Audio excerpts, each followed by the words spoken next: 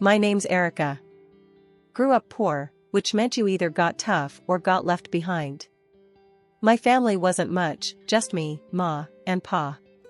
We scraped by in a cramped house, the walls thin as paper. Early on, Ma put a needle in my hand, saying, "Stitch your own path, girl." And so I did. School was just the place I waited till I could get back to sewing. Teachers talked about math and history, but my mind was on fabrics and patterns. By 15, I was mending jeans and jackets for folks in the neighborhood. Life took a real turn when I met Tom. He was the cousin of my best bud, Sarah. I remember that day clear as crystal. We were at Sarah's family barbecue, and he was there, flipping burgers and laughing loud enough to scare the birds. "Hey, Erica." Sarah waved me over, a big grin on her face. "Come meet my cousin, Tom. He's been dying to meet the girl who fixed his favorite jacket." Tom wiped his hands on his apron and reached out. "That was you? Hell, you saved my life with that fix." I laughed, brushing a loose strand of hair from my face. "It was just a few stitches." "A few stitches," she says. Tom chuckled, giving me a look like I just pulled a rabbit out of a hat. "You're too modest, Erica." We hit it off straight away. He was easygoing, the kind of guy who'd give you the shirt off his back and make a joke while doing it. The more we talked, the more I liked him. He was genuine, a rare thing in this world. Tom was a truck driver, always on the road. Said it was lonely sometimes, watching the world through a windshield with no one to share the view. "It's just me and the long haul, but I'd love someone to come back to," he admitted one evening, the sunset making shadows dance on his face. Tom was the kind of man who never said no, especially to his family. He'd often joke about it, saying how his big sister Linda got everything she ever wanted from him. "She's got me wrapped around her finger, but don't you worry, Erica. I've got plenty of yes left for you." I'd roll my eyes and jab back, "Better save the best ones for me, Tom." He'd laugh and pull me close, and in those moments, I knew we were right for each other. He was kind and a pushover for sure, but me? I was the punchy one, and together, we balanced out just right. Love hit fast, and we married just as quickly. It felt right, like stepping into a story that was meant just for us. Life with Tom was never dull, even when the road took him away more often than I liked. He was out there driving his truck, traversing from one city to another, while I kept the home fires burning and the sewing machine humming. You could say I had become quite the thrifty one over the years. Every penny from my sewing gigs went straight into a jar, and before we knew it, there was $20,000 saved up. It wasn't just pocket change, it was our ticket to something bigger. One evening, Tom rolled in, tired but happy to be home. I was stitching up a storm in the corner of our living room, turned makeshift studio. The hum of the machine paused as I made my pitch. "Tom, what if we stop just making ends meet and start planning to get ahead? I've been saving up. We've got enough to put down on a new truck." Tom, who was halfway through a sandwich, stopped and looked up. "You serious, Erica? That's a lot of dough. You've been stashing away that much?" "Yeah, and it's just sitting there. Imagine if you could run your own gigs, choose your routes. We could pay off the lease with the extra jobs you take." He set his sandwich down, wiping his hands on his jeans, his brain ticking over. Could work. I'm sick of hauling for pennies for the other guy. Running my own show could mean real money. So, we did it. We found a decent truck, not the newest model, but reliable enough to handle the long hauls Tom was planning. The day we went to look at it, Tom was like a kid in a candy store, checking every part, talking shop with the dealer so I barely kept up. "Erica, she's solid, good mileage, engines in top shape. We take care of her, she'll take care of us," he said, his eyes not leaving the truck. I nodded, trusting his judgment. "Let's do it then. Let's buy our future." And we did. Papers signed, handshakes exchanged, and the keys were in his hand. Tom got his license sorted out for the new routes we'd scoped out, and soon he was taking orders for intercity trips. Money was tight at first, every cent counted even more than before. But Tom was pulling in enough jobs to keep us on track with the lease payments. Meanwhile, I didn't sit idle. My sewing had turned from a side hustle into a serious business. Enough so, that 3 years down the line, I opened my own small studio. It wasn't much, just a little space I rented out on the main street. The start was rocky, clients trickling in slow. But I kept at it, word of mouth started doing its thing, and my little studio began to see regulars. It was another 2 years of hustle, but finally, things smoothed out. The studio was bringing in a stable income, and we made the last payment on the truck. All that money we used to pour into the lease? Now it was ours to keep. One night, over a quiet dinner, Tom and I decided it was time for the next big step. We've been doing good, Tom. Really good. Maybe it's time we thought about getting a place of our own. A real house, not this cramped apartment. Tom, who'd been quietly listening, nodded. I've been thinking the same. We've worked hard, Erica. We deserve it. So, we started house hunting, and before long, we found a small townhouse. It was perfect for us, just enough space, a little yard, and a room that I could turn into a proper studio. We moved in, and it felt like a fresh start. Everything we'd worked for was finally coming together. After we settled into our new townhouse, Tom and I decided it was high time we took a break. We packed up and headed out to visit his mom, who lived a few cities over. Since Tom's dad passed, his mom had been living with his sister, Linda, and her 2 kids. Tom's mom was a sweet lady, always had been good to me. But Linda, well, that's another story. She and I never really saw eye to eye. Something about the way I came up, made my own way, she didn't like it, always hinting that I was just lucky. We pulled up to their house, a cozy little place with toys scattered across the front yard. Tom's mom greeted us with hugs and homemade cookies, her warmth a comforting blanket. But Linda, she just nodded, her smile tight, eyes scanning us like we were pages in a book she didn't want to read. Dinner was tense from the get-go. Linda cooked, which I made sure to compliment, but you could cut the tension with a knife. As we sat down, the small talk fluttered around, never landing anywhere substantial until Linda, stirring her drink, turned to me. So, Erica, how's that little sewing business of yours? Making good money? Her tone was casual, but her eyes were sharp, prodding. I paused, fork in midair. It's a studio, Linda, and it's doing well, thanks. And Tom's trucking? I bet that's bringing in plenty, huh? She was leaning in now, her voice a mix of curiosity and something darker. I set my fork down, my appetite waning. Linda, I don't think it's very polite to dig into people's finances at the dinner table. I tried to change the subject, asked about her kids, her life. But Linda was like a dog with a bone, wouldn't let it go. The evening spiraled from there, her questions peppering the air until I couldn't take another bite. I think I'm full, I said abruptly, pushing my chair back. Thanks for dinner. I could feel Tom's eyes on me, the weight of an apology in his gaze.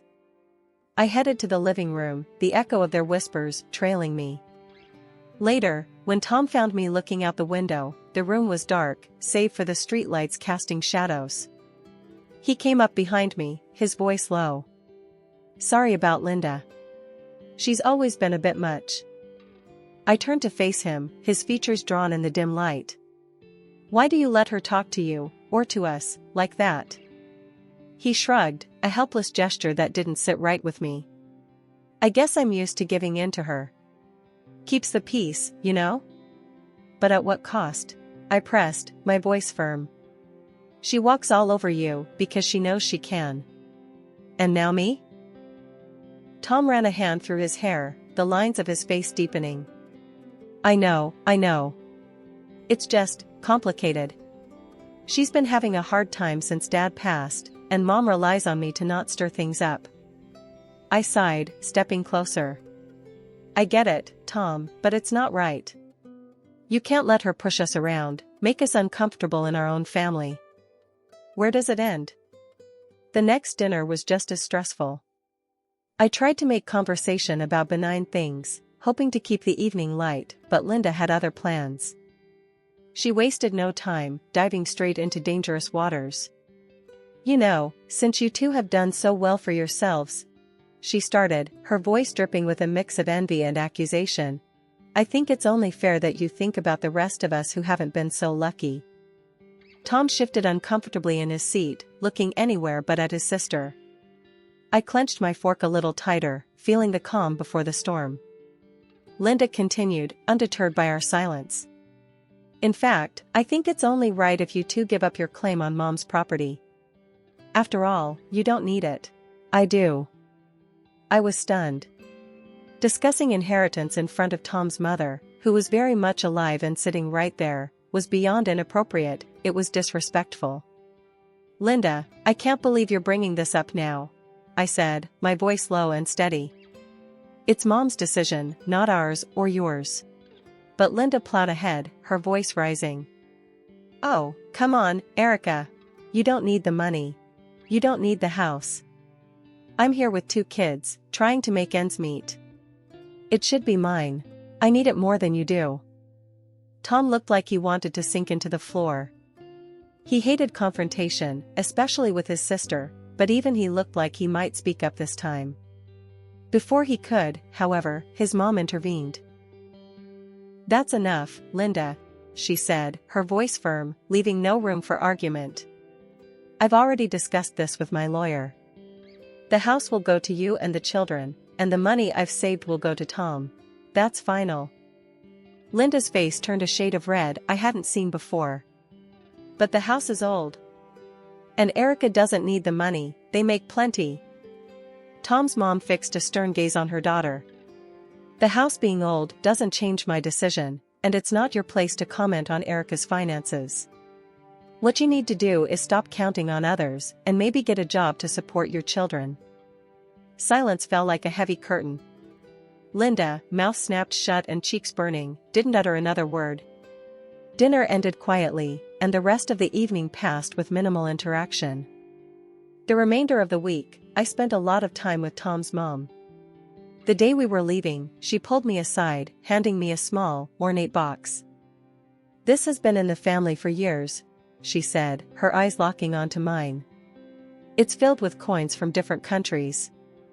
I've added to it over the years. I want you to have it, to remember me by." I was touched, unsure what to say. "Thank you, I will cherish it.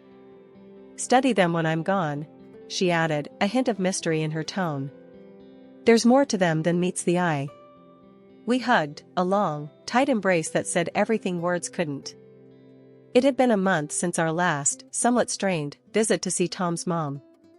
Life had slipped back into its normal rhythm, Tom returning from a long haul on the road and me buried in fabric and threads at my studio, rushing to meet an urgent order. That ordinary afternoon shattered with a single phone call. Tom answered his phone, his face draining of color as he listened. "Linda?" His voice was tight, worried. After a pause, his shoulders slumped. "Oh, no. Okay, I'll be there." He hung up, looking lost. "What happened?" I asked, my heart sinking at his expression. "It's Mom. She passed away," Tom managed, his voice barely a whisper. I felt a chill run down my spine. "I'm so sorry, Tom. When's the funeral?" "Tomorrow," he replied, the word heavy between us. "Tomorrow? That's so soon. Why didn't Linda tell us sooner?" I frowned, concern lacing my tone. Tom shook his head, just as confused and frustrated. Before he could respond, I snatched the phone from the table and dialed Linda back, my pulse racing with a mix of anger and dread. "Linda, why are we only hearing about this now? And why so rushed?" I demanded as soon as she picked up. "Erica, this really isn't your concern. I've been too upset, and we're trying to respect Mom's wishes," Linda snapped, her voice cold. "And what wishes are those?" I pushed, needing to understand her hurried decisions. "Mom said only blood relatives should attend the funeral. That's why we're keeping it small. Just family, not you," Linda explained, a bit too quickly. Tom, overhearing the conversation, gently interjected. If that's what Mom wanted, then we should respect her wishes. I'll go alone. Linda's response was almost too quick. Yes, that's best. I'll see you soon, Tom. After hanging up, the silence in our home was stifling. I helped Tom pack, folding his clothes quietly, my mind racing with doubts about Linda's intentions. Despite my misgivings, I booked Tom's train ticket online, each click a reminder of the distance this situation was putting between us. He hugged me, tight and long, then stepped out into the fading light of day. I watched as he drove off, feeling a mix of sorrow for his loss and irritation at Linda's vague explanations and hurried arrangements. The quiet in the house was heavy, the kind that weighs on you, makes every little noise seem louder. I couldn't shake the sinking feeling in my gut. Why hadn't his mom wanted me at the funeral? We had a good thing, a genuine respect for each other. It didn't add up. Dragging my feet back inside, I noticed the small, ornate box on the mantel, one that Tom's mom had entrusted to me during our last, happier visit. I sat down, the box in my lap, my fingers tracing the intricate patterns carved into the wood before I finally opened it. Inside, nestled among various old coins from around the world, was a folded piece of paper, clearly her handwriting visible even before I pulled it out. Unfolding the note, I read her words, each one a mix of warmth and warning. My dear Erica. Thank you for the laughter and strength you've brought into our family. Please, make sure you are with Tom at my funeral. I know Linda well, she will try to sway him to give up his rightful share, playing on his kind nature. I trust you to stand by him, as he may not have the heart to stand up to her alone. I read it twice, then a third time, each word sinking in deeper. Linda had lied. She'd played us all, hoping to manipulate Tom in my absence. Rage bubbled up inside me, not just for the deception, but for the sheer audacity of her plan. I grabbed my phone and dialed Tom's number, pacing the room as it rang. Erica? What's up? I'm still at the station, Tom answered, his voice tired. You need to wait for me, please. Don't get on that train. I'm on my way. I didn't wait for his response. I ended the call, grabbed my bag, and headed out the door. My mind was racing as I hailed a taxi to the station. Traffic seemed to conspire against me, every red light a barrier to my urgency, but I made it just in time. Walking into Tom's late mother's house felt like stepping onto a stage where a drama was already in progress. The moment Linda saw both of us, her face twisted in a mix of surprise and anger. She almost sputtered. What are you doing here, Erica? Nobody called you. I met her glare steadily. I came to say goodbye to your mother, I said simply. Linda huffed, turning away to hide the fury in her eyes. The funeral was a modest affair. I stayed at the back during the ceremony, saying my silent goodbyes to a woman who had shown me nothing but kindness. Afterward, everyone returned to the house. The mood was somber as we gathered in the living room, waiting for the notary to arrive and read the will. Linda paced nervously, casting glances at me that could freeze boiling water. When the notary finally cleared his throat and opened his briefcase, everyone settled down. As per the last will and testament of Marjorie Ellen Davis, he began, his voice formal and echoing slightly in the hushed room. Linda's eyes were locked on the papers as the notary read through the legal jargon to the heart of the matter. To Linda, I bequeath the family home and all contained within. To Thomas, I bequeath the sum of $400,000. The reaction was immediate. Linda's face crumpled into tears, her sobs theatrically loud. But how can I live in that house? It's falling apart. I have no job, how will I provide for my children? Tom, ever the soft heart, looked at his sister with something akin to guilt. His eyes met mine, filled with a turmoil that said he was torn by his sister's pleas. The notary, unfazed by the display, asked if there were any questions. Linda, through her tears, begged Tom directly. Please, Tom, think of my kids. They're your nieces. We need that money more than you. Tom opened his mouth, likely to offer some kind of compromise, that was his nature. but I couldn't stand it anymore. I stood up, my chair scraping loudly against the wooden floor. The room fell silent, all eyes on me. Linda's sobs hiccuped into a shocked silence. "Enough, Linda," I said, my voice steady and clear. Everyone in the room turned to look at me, surprised by the force in my voice. "I know what you've been trying to do, and it's going to stop, right now." I pulled out the note, unfolding it with shaking hands, but a firm resolve. I read it aloud for everyone, my voice echoing in the suddenly quiet room. "Please make sure you are with Tom at my funeral. I know Linda well, she will try to sway him to give up his rightful share, playing on his kind nature." Linda's face went from sad to furious in a heartbeat. When I finished, she looked around, seemingly gauging if anyone would come to her defense. When no one did, she finally spoke, her voice venomous. "I deserve that money more than he does," she spat, standing up to face us all. "I have kids to care for, a house that's falling apart. Why shouldn't I have it?" It was Tom's turn to stand. "Because it's not what Mom wanted, Linda," he shouted, louder than I'd ever heard him before. "You've always used me, always expected me to just roll over and do what you say, because you're my sister. Well, not anymore." Linda recoiled as if he'd struck her, her face a mask of disbelief. She stared at him, her mouth open, tears stopping as if cut off by a switch. "I'm taking the inheritance Mom left me, and I'm putting it where it can do some good," Tom continued, his voice firm and resolute. The shock on Linda's face gave way to real tears, tears of defeat, not manipulation. She sobbed, covering her face with her hands, her act finally crumbling under the weight of Tom's declaration. We didn't stay much longer after that.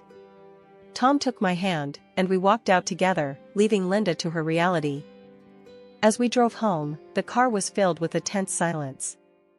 Finally, Tom spoke, his voice quiet but strong. "I'm sorry for all this, Erica. For letting it go on this long. After securing the inheritance, we made some big moves. We split the $400,000, investing it smartly into both our futures. It felt good, right, even, to put that money to use in ways that would honor the memory of Tom's mom. First off, we bolstered the atelier.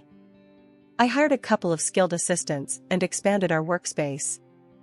It was amazing to see my dream of a bustling studio come to life, filled with creativity and the steady hum of sewing machines. "Looks like you're building an empire here," Tom joked one afternoon as he watched us lay out fabric for a big order. Tom, on his side, didn't waste any time either. He used his share to buy 2 more trucks, expanding his fleet. "Gotta keep up with you, Erica. Can't have you outdoing me in ambition," he'd said with a wink. Hiring drivers came next, and soon, he had his own small but thriving transport company. It was a proud moment for us both, signing off on those trucks, knowing they were entirely ours, no loans, no debts hanging over us. Speaking of debts, we finally paid off the mortgage on our townhouse. Passing that last check across the bank manager's desk felt like lifting a weight off our shoulders. "All ours now," Tom had murmured as we walked back to the car, his arm snug around my shoulders. Life settled into a comfortable rhythm after that. Our businesses were doing well, which meant we could take a bit more time to enjoy the little things. Long walks in the evening, weekend getaways when we could squeeze them in, and plenty of quiet nights at home, just enjoying each other's company. But it wasn't just business thriving in our lives. Recently, we got some news that added a whole new layer of excitement. Turns out, I'm pregnant. The day I found out, I couldn't wait for Tom to get home. I paced around the kitchen, the positive test clutched in my hand, waiting to drop the bombshell. When he finally walked in, I blurted it out before he could even take his coat off. "Tom, we're going to have a baby." He froze, then broke into the biggest grin I've ever seen. "Really? We're going to be parents?" His voice was a mix of disbelief and joy. "Yeah, we are," I said, laughing as he swept me up into his arms, spinning me around in pure happiness. As for Linda, well, we haven't had much contact with her. Last we heard, she'd had to find a job to support herself and the kids. It's tough, but maybe it's for the best. Learning to stand on her own might do her some good, I figure. It's funny how life works out. There were times when I thought we'd never see the end of the turmoil. Now, here we are, our lives full and expanding like my belly, new beginnings that feel just right. We've got plans, big ones, for our family and our businesses. And whatever comes, I know we'll handle it, together. Because that's what we do best.